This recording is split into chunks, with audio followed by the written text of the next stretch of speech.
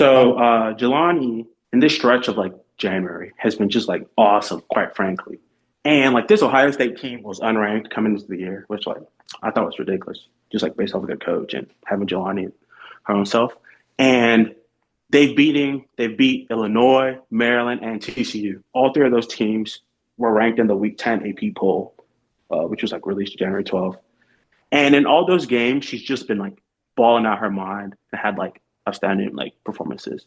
Uh, she's averaging 29 points, 7 rebounds, 3 assists, and only 2.3 turnovers, 2 steals a game, shooting 49% from two, 39% from three.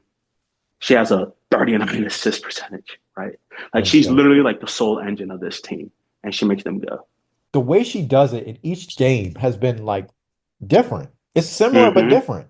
So Yeah, the TCU game the other day, she killed them in transition. I'm talking yeah. like, oh my goodness, like I'm looking right now. They had 23, according to Synergy, they had 23 transition possessions and a 0.91 points per possession, which Mm-hmm. for college, like that's pretty damn good. Yeah, that's fire. And then for her, like it was literally like 5 seconds. It took them 5 seconds to get down the court, and they would get a bucket or they would get a Bro, shot up. dude, you don't know, like, and it's not just the TCU game, the Illinois game and the Maryland game. Like, I literally wrote in my notes over and over. She went end to end in 5 seconds. She went end to end in 6 seconds. She went end to end in 6 seconds. Like over and over again. Like we're talking about after made field goals, after missed field goals. She was looking at every single opportunity that was to push pace. Yeah. And it's like when you have that, and especially because like their half court scoring isn't the best. And we've talked about like when we watch like yeah, their front court isn't like the most reliable.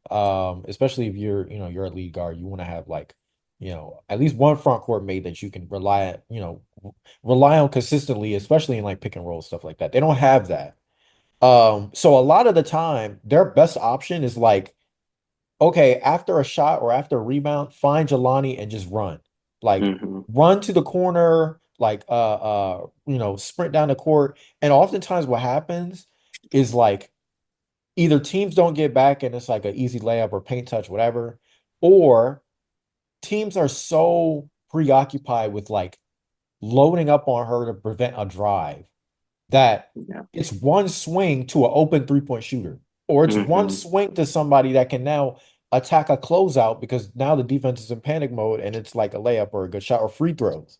Yeah. And that's just super, super valuable for a team that like if they're starving of offensive talent, they have somebody that is that legitimate threat that can push pace. Exactly right. So like to even put some numbers to it, in this 3 game stretch, 27% of their offensive possessions have been in transition, which would rank like eighth in the country, like if that's like what they did the whole year. And they've been like crazy super inefficient, as you said.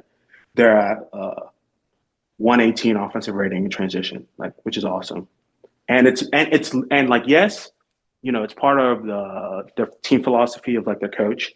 But a lot of this is just like Jelani being like just super fire her own self. Like this is the fastest like tempo they've had under this coach at Ohio State in general. And like, dude, like it doesn't matter, make or miss. She's getting down the court. She's looking at like every single opportunity there is, right? If it's for her to score, and as J. Felt mentioned, to hit players. And one thing that he also mentioned, they do such a good job making one mores, right? Like Yeah. one mores as in like, oh, they rotated me, I'm gonna make the one more. And it's on time and on target over and over again.